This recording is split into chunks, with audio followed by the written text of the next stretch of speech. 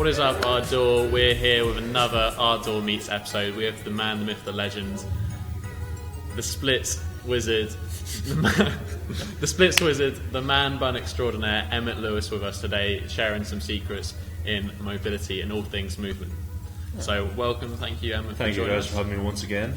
It's strange to meet in London and not Dublin, but we've got to do what we've got to do. Absolute pleasure. So for the two people who are watching who don't know who you are, can you give us some information on your background, where you started, how you got into all this, and how you ended up becoming a coach? So, yeah, the long way would be, my name is Emmet Lewis, as you might have heard, that I originally started this whole thing. I'd say the most professional step was being a circus artist. I went to university first in circus media, then I went on to the National Centre of Circus Arts here in London. So after that I was working as a circus performer, doing various types of corporate engagements mainly, not so much touring. Then after that I had to make a career change, so I made a move from performing, which I couldn't do, which I'd love to do, into coaching. So in the coaching side of things, I've like coached youth circus, I've coached sports acro, I've also just done normal personal training, though I hate to admit that. And now, because of the growth of the whole movement, seeing the interest in it, now I can actually just teach the stuff I like to, there's an audience there to listen, which is pretty good. Yeah. So as you said, you're a coach now. You have the Silver Leap project and then the workshop that you're teaching this weekend at CrossFit Hackney, which is your modern methods of mobility. Would you be able to explain a little bit more about the project and your workshop? So the Silver Leap project started out just as the umbrella term for all the work we do. It encompasses my own training, my blog writing videos, the guest people or the other sort of workshops I might do with co-presenters. Something I've seen some of the work with Craig Mallet lately, Dave Wardman in a bit probably as well, but that's to come. We've also got some work coming up with Tristan Kobayashi and Mikhail Christiansen, so that's kind of under that, well, from my side anyway. But the workshop is, I titled Modern Methods of Mobility. Now, to say modern, it's a bit of a lie. Some of the stuff you can find evidence of it going back 1,000 years, and it's just my modern application of the principles of mobility, more so than anything else. That we, I don't know if people are following on Facebook, but I put a post recently that we can break flexibility down into 6 things. When we are in a stretch, we can do 3 things. We can observe the stretch. We can observe, like, this is simple stuff, like, is the stretch too difficult for us? Can we breathe in it? Is it too easy? Does it put leverage on the right muscle? Do we feel it in the right zone? Is it trying to get us in the right position that we want? You know, are we trying to get our calves more flexible? We're stretching our elbow. You know, simple observations we can make on the stretch. What is the intention behind the stretch? These kind of things that can be laid up. And then when we're in a stretch, well, one, just because of our body type, the first thing that will happen is we'll resist the stretch. That is normal. We're used to resisting stretches. It's a spinal cord reflex that we can take conscious control of. So we can resist the stretch. That will give one signal to the body, depending on the duration and the reception of that signal. It will have one effect.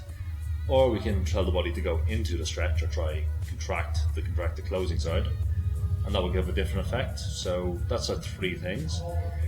Then we have 3 relationships with gravity. There's simple things. We can set up, to use an example, we can set up in a way that gravity will assist the stretch. So if we're doing a standing toe touch but holding a weight, or standing on a box, so the weight of gravity is pulling us in. Simple. Now, gravity could have a resistive effect on the stretch. We could hang from a bar, we could try to toast the bar.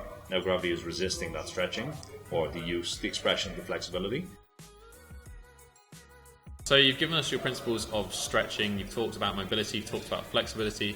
For the people watching, could you give us a really basic definition of what you would say the difference between flexibility and mobility is, or if there is a difference at all? So for me, I use the terms in mobility and flexibility interchangeably. Correct flexibility training should express all the characteristics of learning to control your joints as well. I know there's this conception that people only train passive flexibility, but if you actually get out in the real world, there's very few people who actually just go try to get as floppy and as flexible as possible. You only see that really in yin yoga. But there's a great quote, I think, recently from I'm sure people who are online will know Juji Mufu. His Instagram, he's great, I love him, he's very entertaining. We had a quote in his book on flexibility recently, which is worth a read, of mobility is a term used by people who can't do the splits to try sell you their stretching program. So I would tend to agree with that in some ways. I had a bit of a dig on someone, I'm not going to name them, but I have seen mobility coaches who can't touch their toes when they're cold. That is a basic range. My mother can do that. She's like 60. I'm pretty certain my granny would have a fair crack at it. Like, she just does gardening, she doesn't do anything else.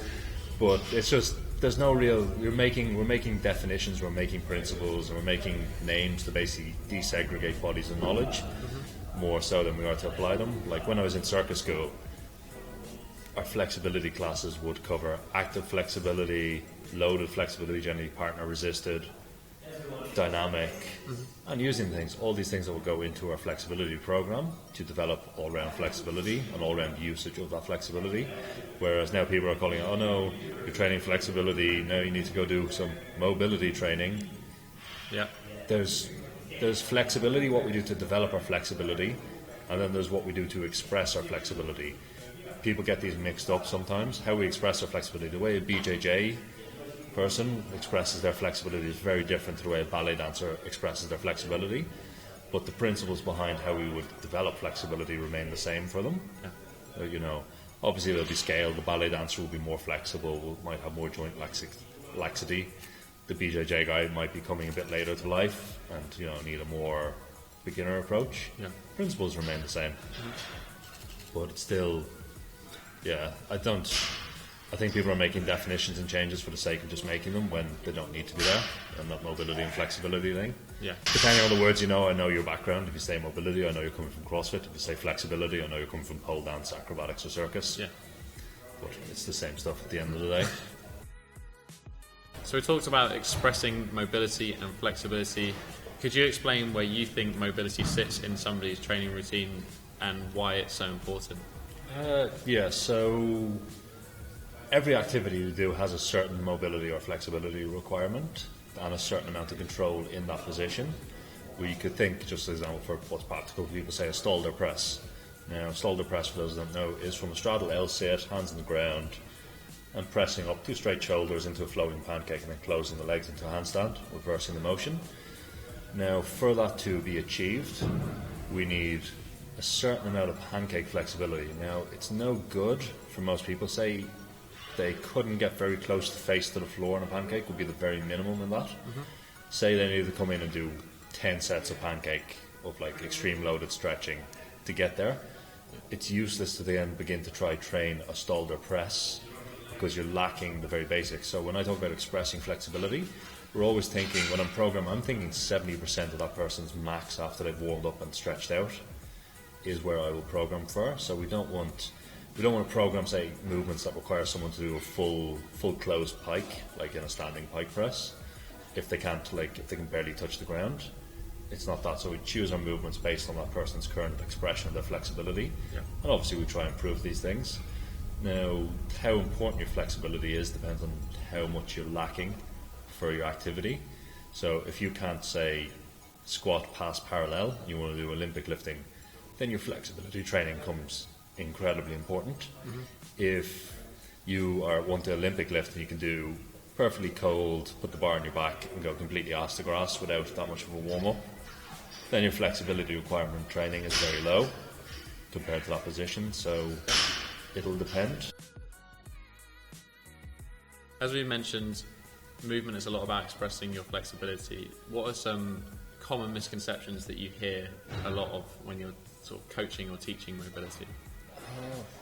There's a lot of them. I think one of the biggest ones that people get mistaken on is that flexibility training will give you a sense of looseness in the body. Now, having a greater range of motion doesn't mean we're reducing the internal tone of the body, and that's a very important point for a lot of people to grasp, because they stretch, they'll be like, oh, I've got full splits and I've got pancakes, but I still feel tight. They're very changing muscle tone and a resting level of tone so we can move more fluidly, more graceful. It's very different than just gaining these positions. Sure. I think that's a big misconception. People are like, oh, I do yoga class, but I still feel tight. That we can train them, but how we wouldn't train that with flexibility training. Do like a lot of body looseness and learning to relax the body tension. So you mentioned about body tension and relaxing. Does a lot of that come down to your attitude or how you breathe and your central nervous system? Is that an important factor into flexibility training other than just doing a stretch for a certain period of time? I think it's a function of variability, that how many ways that we can express our flexibility and how many ways we've given our body. So if we're used to always, like, say, going into a pancake, setting up legs apart perfectly, going forward, it becomes very rigid. Our body learns patterns and is very good at expressing them, even though some people say there's no patterns. There's variability within patterns of themselves, micro and macro level. But if we then took that same person and said, I want you to find 100 new ways to get into your pancake, and just like floor rolling, if you imagine contemporary dance style floor rolling, that person will begin to develop a very different looseness quality. It's also trying to move with the least amount of effort in and out of these positions. That a lot of people, we have to build these positions up with a lot of effort for most adults, but then we need to go back to just being able to do them relaxed, cold, aware, and then using them. I think that's one of the things. A lot of people just don't use their flexibility. They get position, they have two movements that might require it, and they don't use it, and they don't get the feeling of looseness from it. Whereas if you look at, say, taking a dance class, I remember doing a dance class recently. I was learning a new teacher's repertoire, which takes a while, and I'd say 80% of the class would challenge most normal people's mobility to the extreme that they wouldn't have been able to finish the sequences, whereas most people in the class are all circusy people, so everyone's quite flexible. But we were probably passing through various pancakes, rolls, bridges, in a very different way, all strung together, that had to be done with a certain quality of looseness and relaxation. So that will give you a better sense of looseness in the body than just going, okay, my pancake, I go forward, pancake, I go forward. So if somebody watching was wanting to start including more mobility training or flexibility training, expressing their flexibility in their training, how would you suggest that they could jump into that? Where would you start? Would you look at the movements that you're wanting to achieve and then maybe start thinking about? This is one of these big "it depends" questions. Or is there a core? So you mentioned touching your toes is like a standard level of mobility that most people should have. Is there any others that you think you want to tick off? Let me touch on the first one first, and I'll touch on that. So I think there's a concept I talked about in the workshop of the 3 Ws. Who am I speaking? What do they want to do? And where are they in relation to that goal? So the advice I give a 15-year-old, is the example I use in the workshop, is the advice I give a 15-year-old who wants to go to circus school as a university is going to be incredibly different to a guy who's 45, 46 and just wants to chase his kids around a bit better. They're very different end goals and what they want to get out of their mobility training, so their advice you give them will be very different. Yeah. So that's why there's no real one answer to this question. 100%. It's a difficult question to answer, but if you want to incorporate more, just do more. That's the thing. A lot of people like stretching is like put at the end of their program. They don't do a lot. You can always look at these things. There's a nice little game that I picked up from, I think I got it from Simon Takur and Craig Mallet. They have in their system, they have like 5 basic positions of humanity: standing, squatting, kneeling, sitting, lying.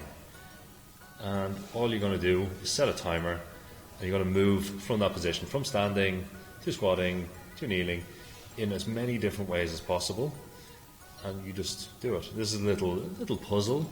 Now, if you want to try this out, I set this as a challenge in one of the classes I was teaching one time. I had, I think, 8 people in the class, and I said, okay, we have 20 minutes as our warm-up before we get into some other stuff. You guys are going to come up with unique variations of this. At the end of the class, we had 56 unique variations of this, and that's not counting asymmetric ones or side to side. So it'll give you a challenge, give you a way to express some flexibility and begin to use it, which will in turn possibly, if you do it with a relaxed attitude, make you a bit more relaxed. Yeah, sure. I think that's a very good warm up. I think I've heard from Craig and Simon, they had, after they'd done it for a month or 2 with their classes, and they had 120, 130 different variations, which were unique. So right, left, or possibly asymmetric of that one game. Cool, very cool. And obviously, depending on your level, if you're old, and not so mobile and new to this, it's going to be very gentle. If you're a bit younger and acrobatic, you can start putting kip-ups, head springs, backward row, so there's something to be found in there for everyone. So do you have any tips that you would give to people, beginners, anyone, any level, who is starting to incorporate and express their flexibility more? What would those be? So the first one I think comes into misconceptions as well, is you have to there's a certain amount of time to get flexible, to level up your flexibility, that if you have a realistic expectation you won't be upset. Now, one of my pet peeves, the things I hate on the internet, is 30-day splits challenge, 30-day anything challenge really, but 30-day splits challenge, 30-day bridge challenge. They're good for a bit of motivation, but to really change your level of flexibility, now let's quantify some levels. So say someone came to me, they couldn't touch their toes, they couldn't get their legs apart in a split, couldn't sit in a squat comfortably, couldn't begin even bridges. It's going to tell them it's going to take you 18 months to get to the point where like you can touch your toes comfortably, you can sit in a squat comfortably, and some of these things will come faster, some will come out of it, but get that all-round flexibility increase in the body. We say 18 months. If it comes sooner, that's great, it just means you come a bit sooner. Some people will be quick on that.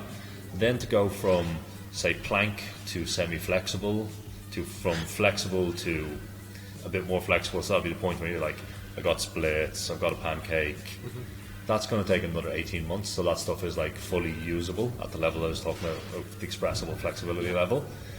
And then to go from like that level of splits and pancake to maybe towards things where people are like, oh, are you a contortionist, are you advanced yogi? It's going to take another 18 months of correct training. So if you give yourself these 18-month timescales to think, now it doesn't mean you slack and go, oh, I've got 18 months, it means you train your ass off for 18 months. Then your flexibility you won't be disappointed at the end of the day.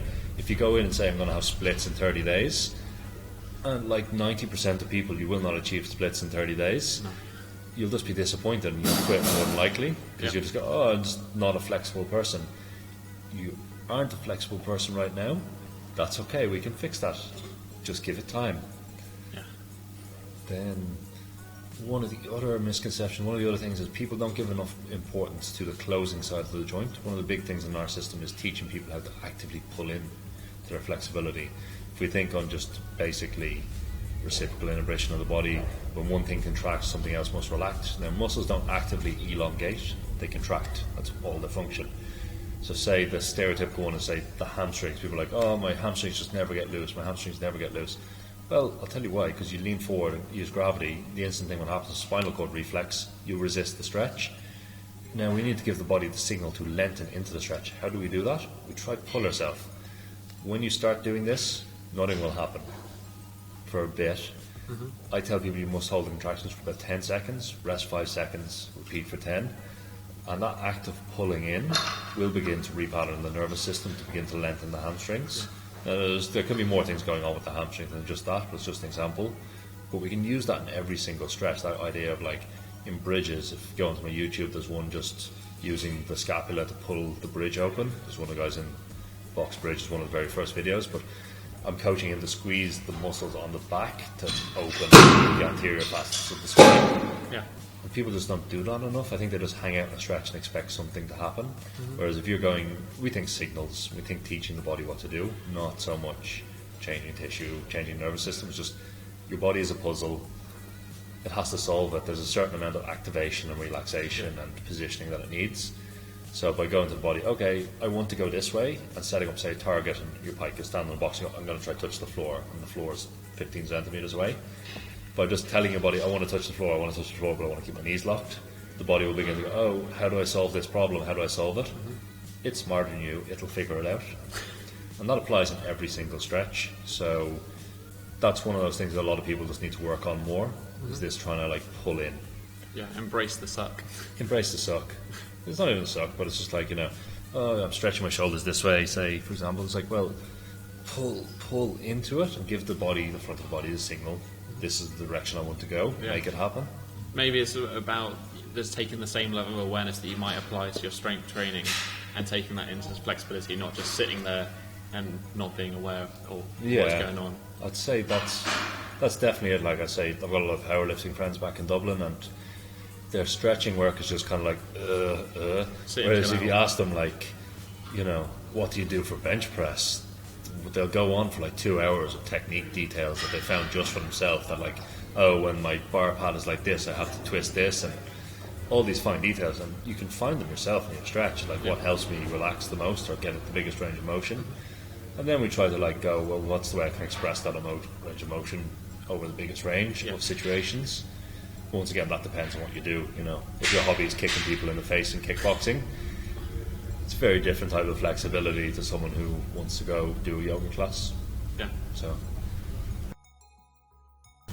So you talk a lot about expressing your flexibility and kind of moving and experimenting with your body. I know personally, coming from more of a strict programs background, when I go into training, I have a to-do list of what to do. And when somebody says to go out and to move and express, I find that difficult. Do you have any recommendations or tips for people who want to start expressing their flexibility? Yeah, no, that's one. It comes down to what your activity is. This is a big problem for a lot of people. Obviously, we can be a bit self-conscious if we want to start doing contemporary dance or rolling on the floor. Yeah.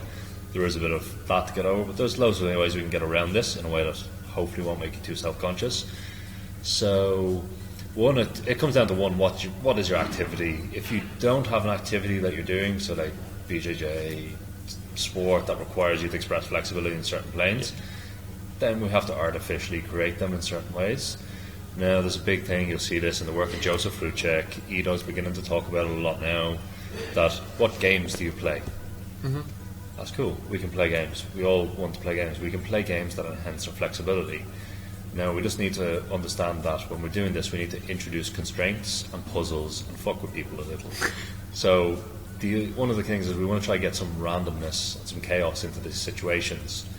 We also need to understand that there's certain roles. There's basically two setups. There can be, say we'll just go straight person versus person, PvP. There's one person as active as providing the stimulus to operate around. The other person is trying to receive and resolve the stimulus in a way that suits their mobility. Yeah. The active person has to take a role going, okay, let's see which way is this person moving. Are they constantly repeating one action, and let's stop them doing it? And then we need to introduce what is the constraints and what is the play space. So if we have a constraint, so one, I love doing this at my workshop when people say, I can kind of sit in a squat but it's not comfortable. We'll get out a stick and we're just going to start poking them in the squat and make them dodge the stick. And we'll do that for 3 minutes. And suddenly, boom, every single person, I've not seen this fail, the squat is instantly better. And they're like, oh, that feels so much more relaxed. Why? Because we've expressed the variability, we've given the nervous system new stimulus. Whereas if I was to say to that person now, I want you to make 500 new variations of a squat and you have 5 minutes to do it, they're not going to do it. You give someone who's outside them a stick, a ball, their foot, whatever, and then suddenly they'll be expressing their flexibility much better. We can do this in every single flexibility position. You can sit someone in a pancake, in a poo-boo, a Cossack squat, a bridge. I like making people battle in bridges. It's one of my own personal favourite acrobatics, just like a game of gladiators. Maybe not for everyone, but that. And if we take this idea that there's some things as a coach, who the person giving the stimulus, we have to spot some things. It's not just waving the stick or waving our foot or moving our hand, but we're just like going, okay, which way is this person moving? Which way haven't I made them move? Are they rigid on one thing? Does one foot never step? Let's make that foot step. Trying to like fuck with them a little. There's also, we want to push them to the limit that they just nearly fail and hold them there.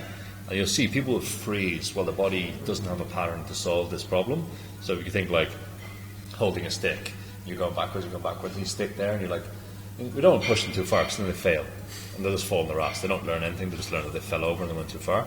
So we hold them just at that, just above the limit, and let them stew for a second, and eventually the person's body will go, oh, this is the solution to that problem. These are great ways to develop mobility. We can also set constraints like, okay, one foot has to stay on the floor, one foot and a hand has to stay on the floor. If we were to really think about it in depth, twister is the greatest mobility tool you can imagine. You've got like a challenge, you've got all these people you have to control and deal with. You have randomness in the form of the thing, and you have very confined play space, as well as extended and stretched out positions. So maybe get a twister set. But this idea of like playing games, why not go wrestling? You don't need to be in a club or in a sport or even be taught how to do this stuff. You can just do it. Yeah. Like that's one of the things I think. A lot of playground games as well, like ones, Stuck in the Mud, Grandmother's Footsteps, all these games that we used to play that we don't play anymore, but you can actually still just do them as part of your warm-up if you're training with a team in a group. Yeah. Have a bit of fun. Exactly. That's what training's all about as well. Yeah. If you don't get to play at the end of it, like, why are you training? Yeah. Those are kind of express your movement, as I guess you would say. Yeah.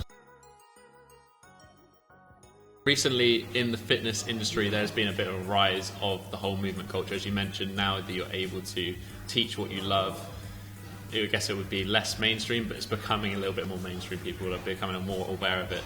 Could you maybe give your personal thoughts on the fitness industry at the moment? Yeah, I can certainly do that.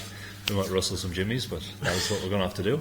So, the fitness industry always is very imperialistic of things, quite easy that it seeks to take them over. I don't like the fitness industry at all. I think fitness is great.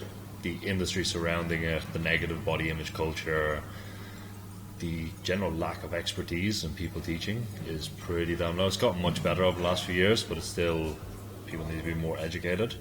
Also, just the whole concept of trying to distill something that's very complex down into a 30-minute class format. Mm-hmm. It's gotten better. A lot of CrossFits have gotten better, but it's still in the commercial Globo gym, like you see now. I've seen it officially through, I don't know if people are familiar with REPS, which is the Register of Exercise Professionals over here in the UK. I've seen some courses come through the Continuing Professional Development, weekend-long, become a movement instructor course. Bit fucking cringy if you ask me, but c'est la vie. I think with movement itself, it's a trend that's getting bigger. Like all these things, because it's focused around a singular voice, it's going to become like Pilates, yoga, Feldenkrais, because there is a single central hub that is dispensing the knowledge, and then people are being a bit sheepish about this knowledge, that it will just become focused on one voice, which will mean it will reach a peak, it'll pass over to the next generation, and then more than likely it'll begin to slowly be subverted into something that maybe it's not.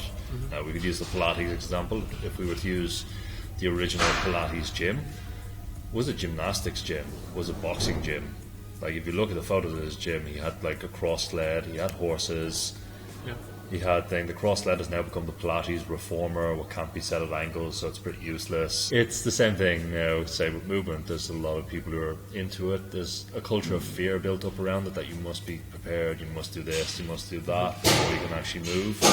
When you should just be able to just go move and then solve the problems that in the style of movement or whatever you want to do. Maybe you need to have certain requirements to do them, but to have a certain level of basic strength requirement before you can actually do movement. Maybe we need to rethink our conception of movement and how we're approaching it. Particularly, like, it's great if you have 30 hours to train and hang out and move a week. Most people I know can get in about 4 or 5 sessions if they're leaving a normal job. If you're not, if you're working training, you can train a bit more. But so we need to go, well, we want to feel loose, more freedom, that maybe going climbing instead of doing a bent arm pulling workout is better for you. You're probably thinking, I know more climbers who can do one-arm chin-ups who never trained for them than I know people who can do one-arm chin-ups who have trained for them. 100%. Just keep that in mind. Climbing's fun. It's the same with like, I want to learn to move better, go to a dance class. It's like when I have people come to me online training, and I have people who come for a variety of reasons, not just movement, but the people who come to me and say, I want to do movement. I'm just like, well, I can get you strong, I can get you flexible, but you need to go to a dance class. I don't care what style, but if you really want to learn to move, there's such a really deep and rich pedagogy of training and style and body awareness, all these cool things that you're just not going to get in your 2x2 meter square that you will use to do your ring muscle ups. That's one of those things that the movement scene is 90% of the activities you see them do take place in a 2x2 meter square. Is that really movement, or is it confining yourself? Is it giving yourself a golden cage, I've heard someone say?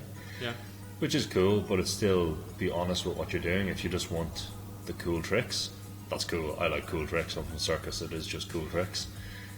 But you need to maybe be a bit less sheepish and a bit more. That's the other thing, is very centralized. Like, say the last, week or 2 weeks, I've seen the punching the ball against the wall thing is the in thing that everyone's now doing instead of their backward rolls on It's movement, rings. right?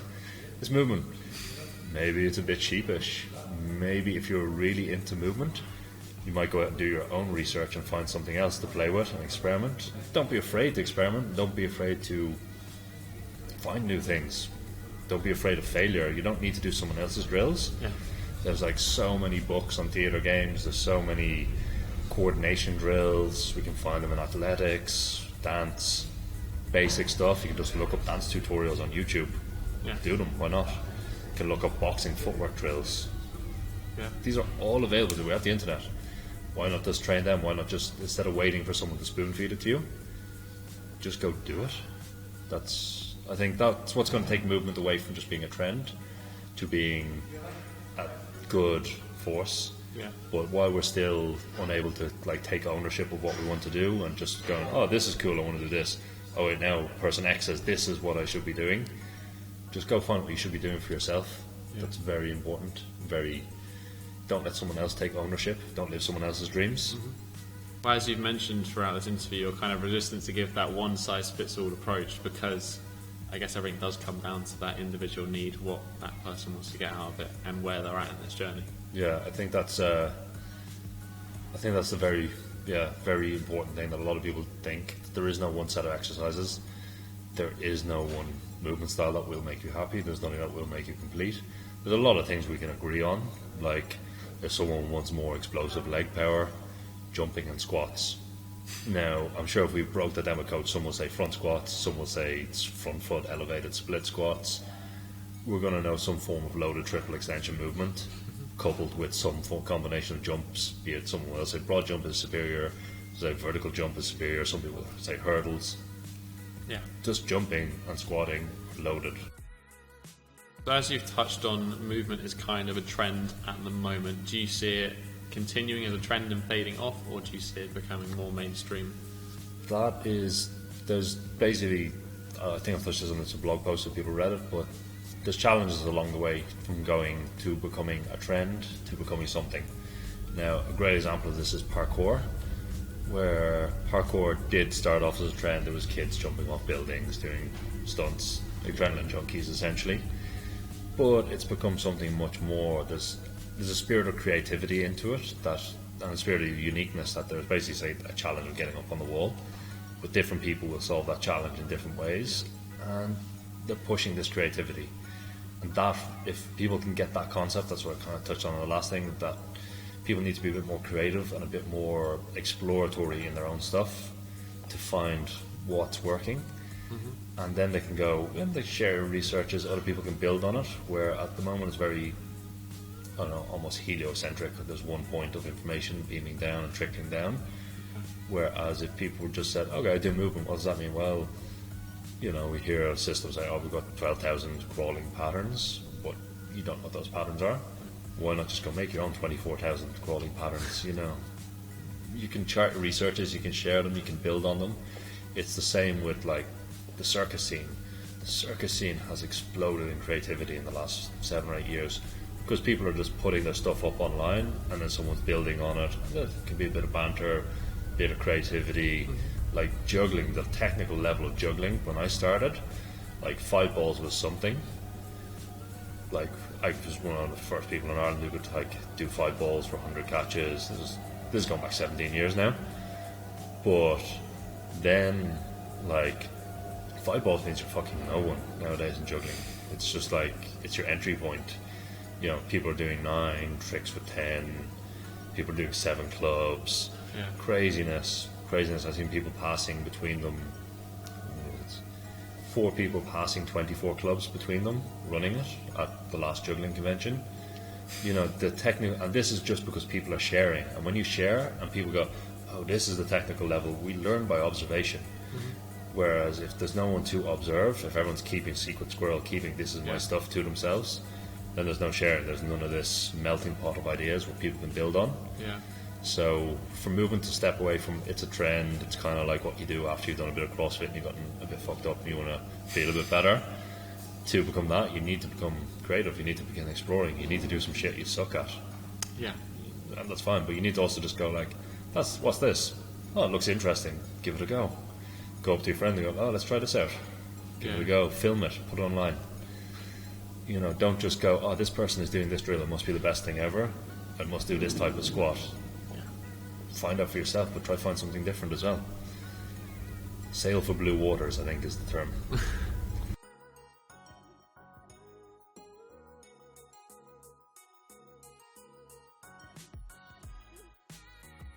So I guess something that's actually relevant to me being particularly long and gangly.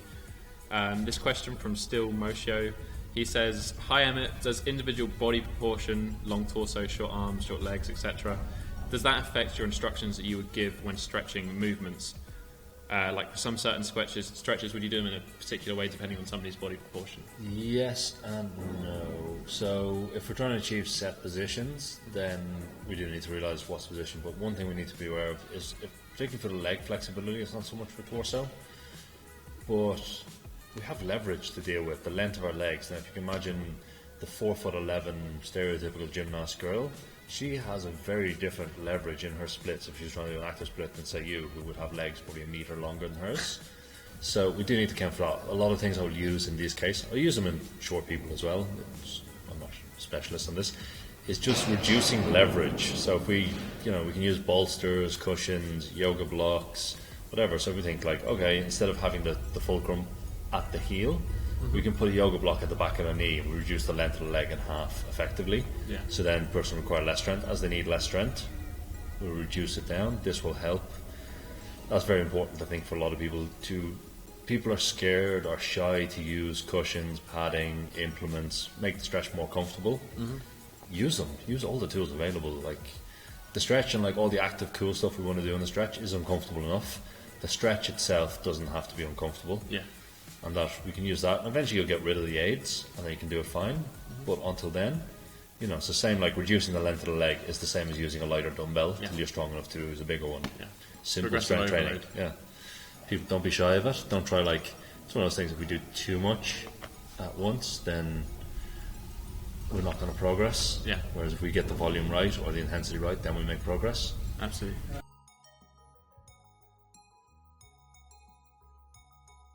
So if you were to give any recommendations for increasing blood flow in a specific area, the example that was asked in this question was about in the shoulders to improve connective tissue hydration. What would your recommendations be?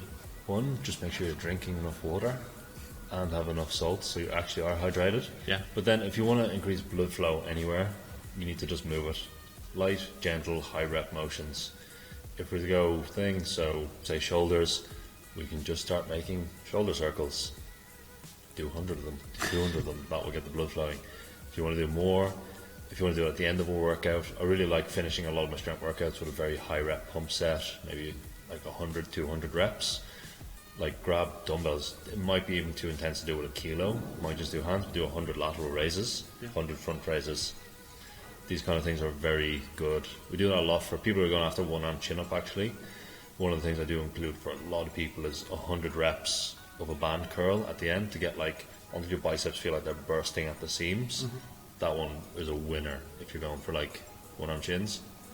But just in that, you can do that anywhere. I got this from Louis Simmons of Westside Barbell. They use it everywhere, and I've been using it as well, like leg curls, adductors, leg extensions. Just grab a light band, really damn light, do 100, do 200 reps. Is that to aid recovery? And like there's no real clear science on it.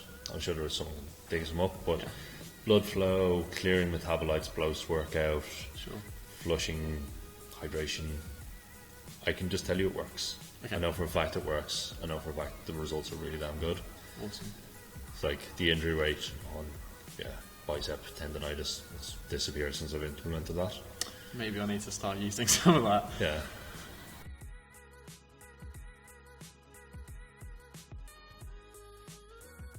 Okay, and the last sit down question comes from Vic Strength. He says, what is your view on longevity? What should we look for to incorporate into our practice to sort of keep on moving? Longevity is one, so there's some general advice I give on longevity. If there is someone who's under 40 trying to give you longevity advice, do not take it. It's very simple. If you want longevity advice, Find that old Chinese guy who's 70, 80 and can still do standing splits toe to head. That's the guy you want your longevity advice off. Steve Maxwell is pretty good. He's got a very good viewpoint on longevity. If the person claims to be a biohacker, do not take their advice. If they're trying to sell you something that is a proprietary blend, do not take their advice. One of the things we need to do is realise that we just can't, we do hit a peak at some point. We can't keep grinding past that unless you want to get ultra specialised. The more specialised you get, the more risks and injuries you'll encounter. This is the fact. Yeah. The higher the levels of strength you go, the more injuries you're likely to occur. That's a fact. The more hours you spend training, the more injuries are going to happen. Fact. There's a certain amount of exposure gives us injuries. That is fine. The one thing to do is, if you're really concerned with longevity, stick to slightly higher reps. Maybe cap like your strength work is done in 6 to 8 zone, and then your volume work is done like 12 to 15, 15 to 20. Don't grind reps. Don't grind out. Don't work through pain. All these things, these will help longevity. Do look after yourself. Take downtime. Massage, therapeutics. I don't know, I think there's a word by Paul Check, he uses it for inner size. So exercise, we're taking something out of the body. Inner size is the thing he counts like Tai Chi, Qigong, all these kind of slow flowing, breathing linked processes. Yep. Do a lot more of them. Working in. Still. But I think that is one for longevity. It's also like, it is what you want to do. Like, if you want to go surf some big ass waves, you're going to have to deal with, there might be a risk in that. That's okay. Risky things are cool. But just be careful who you get your longevity advice from more than anything else. No biohackers. That is the end of the interview, guys. Thank you for joining us today, and thank you, Emmet, for sharing your knowledge with us. If people want to find out more about you and what you're doing, would you like to let them know where they can find you? Good places as usual is all the social media, Facebook, Instagram, YouTube, Emmet Lewis. You can find stuff there. We're beginning a new season of filming videos, so watch out for them. They're going to be coming soon. Next week I think we start filming, so that'll be some new content. It's been a while since I put some new stuff up. Get excited. Other than that, I'm glad you guys like listening to me, and thanks for having me back. It's been awesome, thank you. Yeah. Should we do a fist bump?